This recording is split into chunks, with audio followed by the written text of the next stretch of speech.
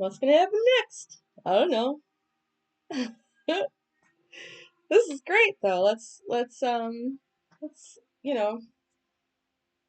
figure out stuff or whatever. I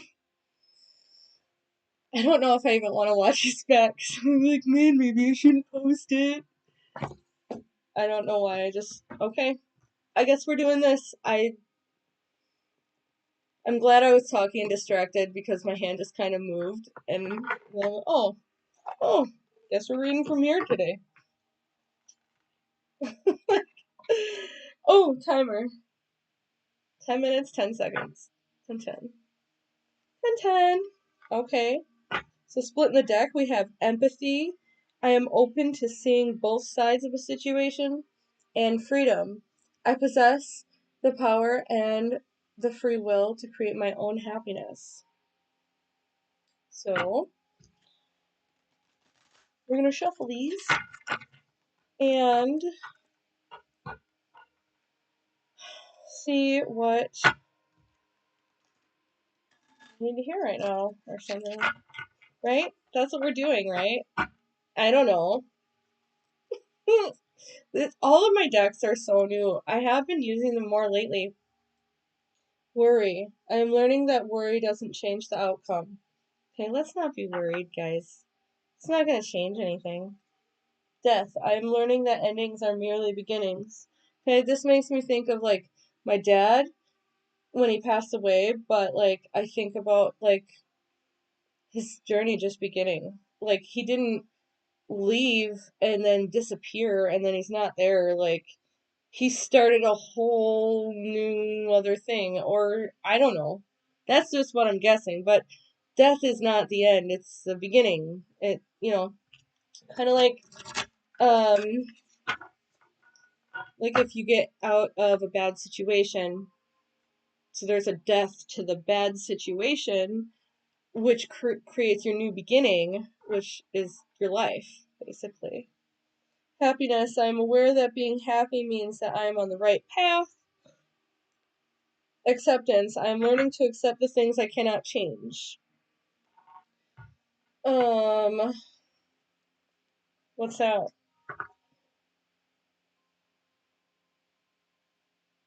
What's that called? That saying that people who are addicts and alcoholics. Serenity prayer. God, grant me the serenity to accept the things I cannot change, the courage to change the things I can, and the wisdom to know the difference. Today. Okay?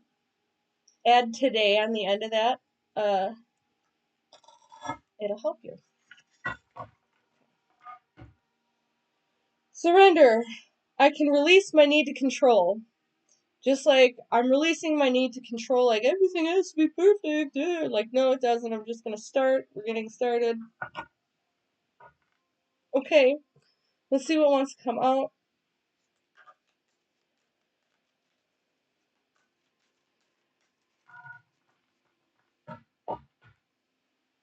What do we need to hear? What do we need to hear right now? Right now, please. Right now. What do we need to hear? What? Okay.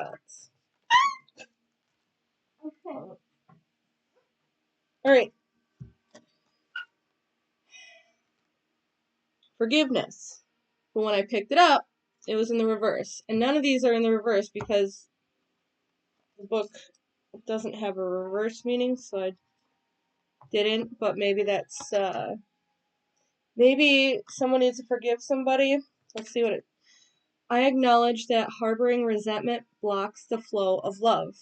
Okay, so somebody could be harboring resentment, which is blocking their flow of love. So, okay, how should I say this? All right, so like, say someone did you dirty, like someone did you wrong, like it doesn't matter what level, whether it's a little bit or a lot, right? It's wrong. Wrong is wrong.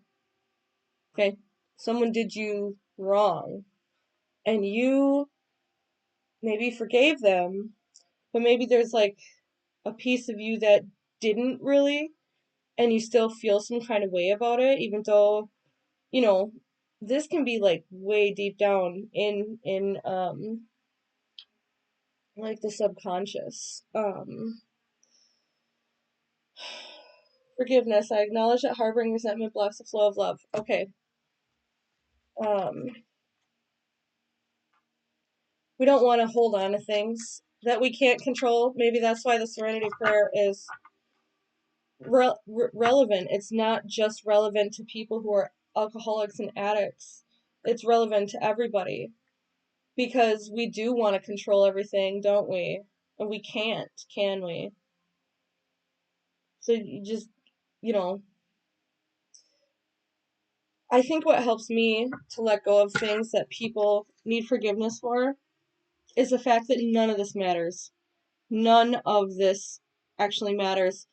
What matters is you and how you handle yourself and how you are responsible for what you do. Excuses, blaming, pointing the finger, all of that. No. You have to be responsible for yourself and what you do, and you can't let what other people do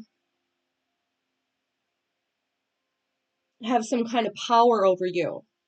Like, oh, she did this or he did that, so I just don't like them. Like, just let it go.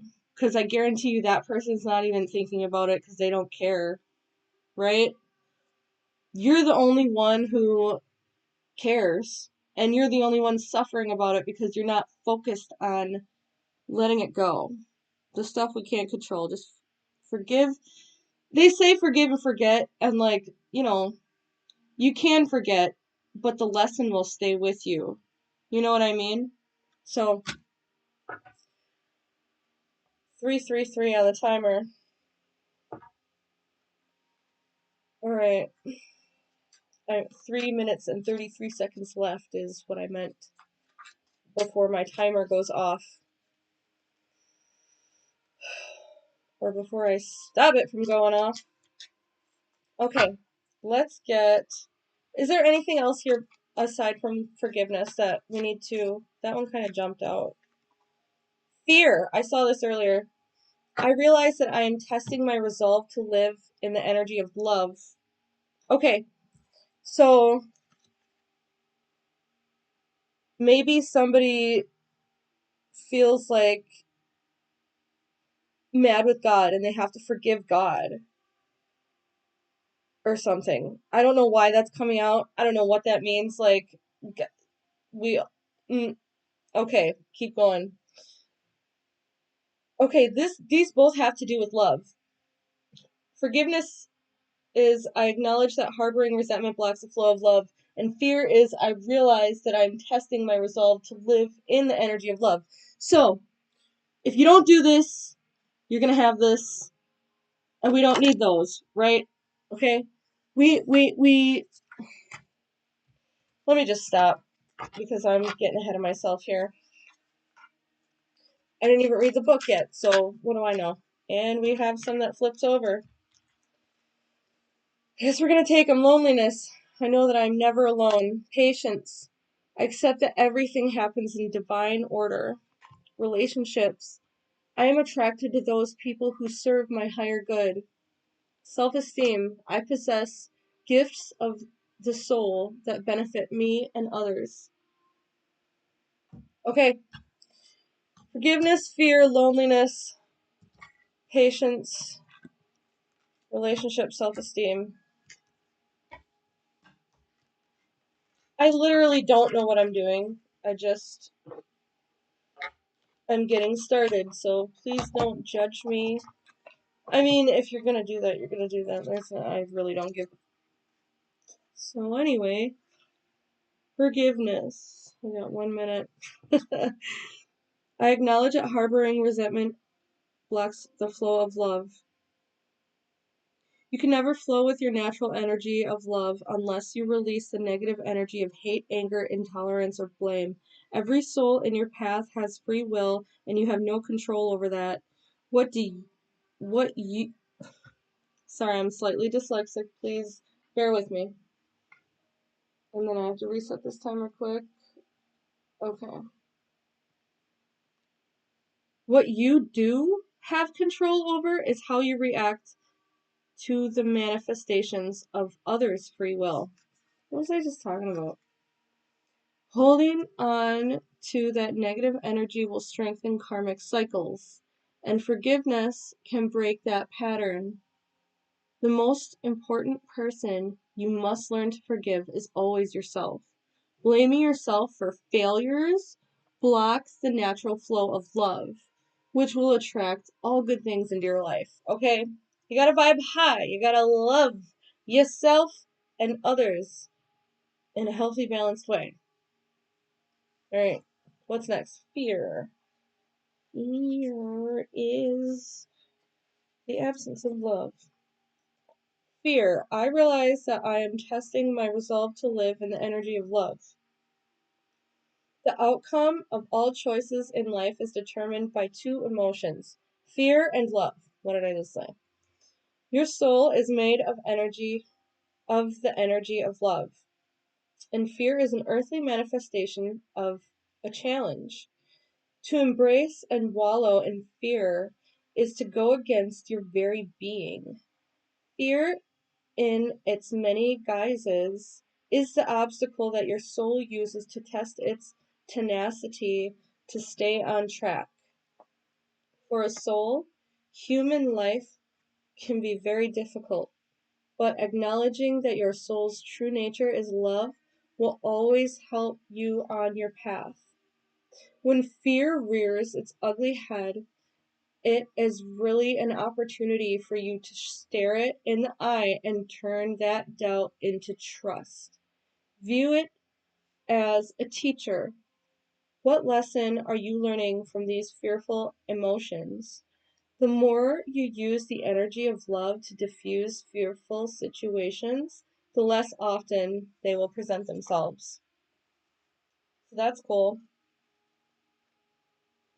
Loneliness, I know that I am never alone.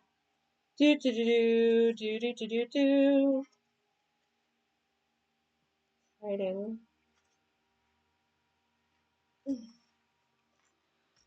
Okay, 2 minutes. This card has come to you because you must be reminded that there is a difference between being lonely and being alone.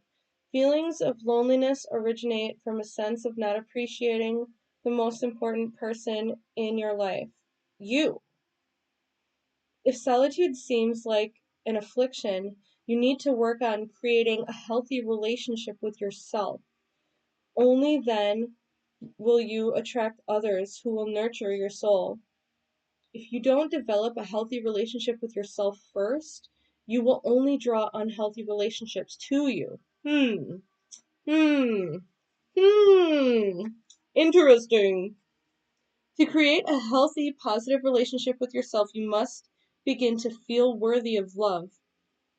The pessimism of this physical dimension can affect your self-esteem if you don't have the strong conviction that you are valuable and meaningful.